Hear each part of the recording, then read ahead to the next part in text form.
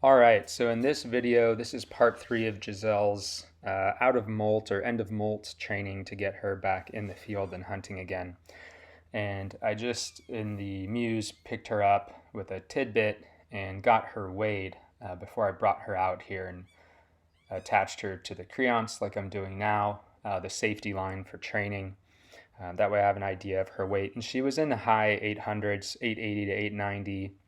And I usually will take her out to the field when she's around 870 or so, and she ends up flying between 830, 850 grams. So, and you'll see she's a little sticky footed here. We are flying her and training her right in front of her Muse, and so she's a little bit territorial and not amazingly well behaved, a little bit screamy and mantly, but that's what you get for training right outside the Muse. So here I'm calling her to a tidbit on the ground. And what I'm doing is gauging her response for everything that we will be doing out in the field when we go hunting. And I usually call her to a tidbit on the ground. And in her first season, because she's an imprint bird, I never called her directly to the fist. I always called her to the ground and then picked her up like I just did there.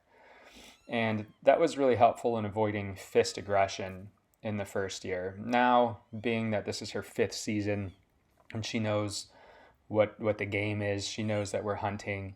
I don't need to call her to the ground as much, but it's still a helpful tool at times, depending on what's happening in the field. But now I'll call her to the fist, and I call her to the fist for a tidbit like I'm doing here. And you can see her response is pretty good.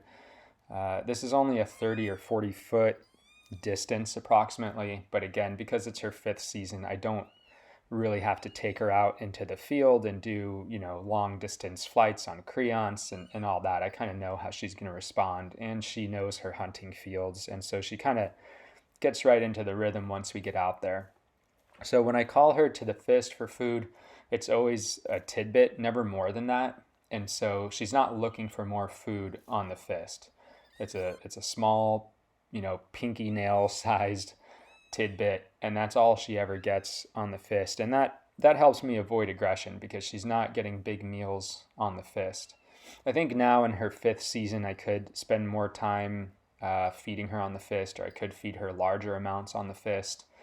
But I just avoid it because I haven't really needed to do it. And I found just in the way that I'm hunting, it's kind of unnecessary and with my training. So here I'm testing her to the leather lure, and when I'm hunting with her in the field, I'm mostly calling her to a tidbit on the ground or calling her directly to the fist now. But occasionally I'll use the leather lure. If she's very far away, if she's a couple hundred yards away, I'll call her to the leather lure. And then to trade her off the lure, I just throw some tidbits on the ground.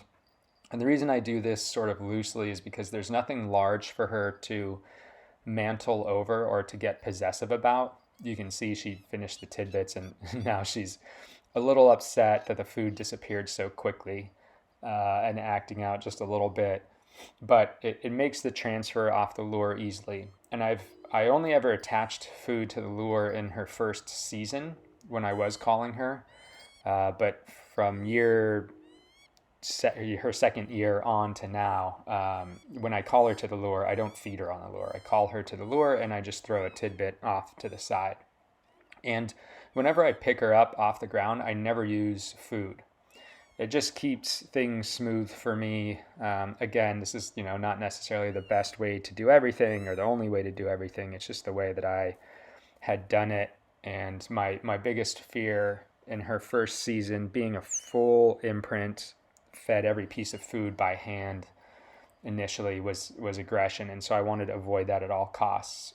And I find it beneficial to be able to use tidbits for training, and I wanted that as a tool. So again, I just was as safe as possible to avoid aggression and not associate my gloved fist with food, so we could avoid some aggression. So here I'm going to test her to the rabbit lure, and this rabbit lure is only ever used when something goes horribly wrong in the field. If I need an immediate recall, that's when I use this rabbit lure. So Giselle is afraid of dogs. I didn't raise her around dogs, and in her first 2 seasons, if she saw a dog in the field, she would just fly away, like a half mile away.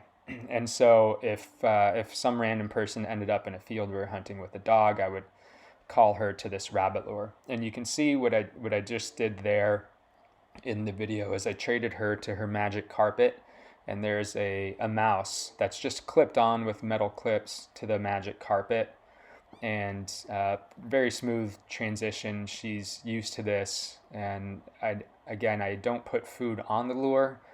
I did that only in the first season, and I haven't done it again since then, from year 2 on to now.